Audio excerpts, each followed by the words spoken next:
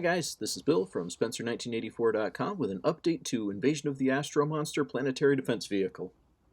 At this point, I've got the chassis all assembled, and overall, I'm pretty happy with the kit.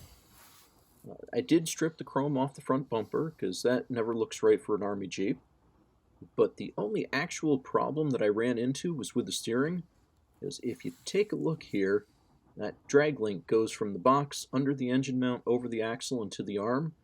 And originally that arm was straight and parallel to the axle, and there's no way that everything would line up straight out of the box. So what I did was I just bent that arm a little bit. You can't even hardly see it.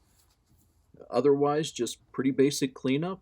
Parts went together with no real problems, and now it's time to put it in some paint.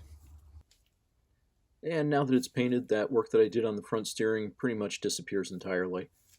So that works out good, just something that you might want to keep in mind if you build one of these.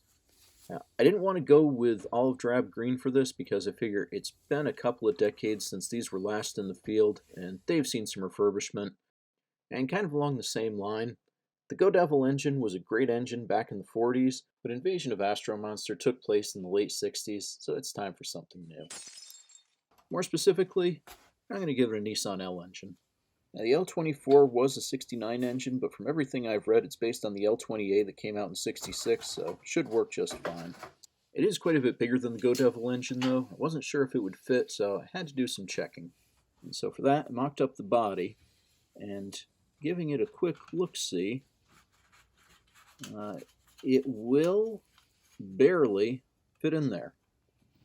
Gonna have to revise the radiator and how that all goes together, but I can squeeze it all in here. So that is what I'll be going with. Next steps, I'm going to be working on getting the engine finished and shoehorned into the frame. I'm going to be getting the body prepped and painted, and then it'll be time to see about adding some weapons to it. So I will have another update next week. You can check back then, and thanks for watching.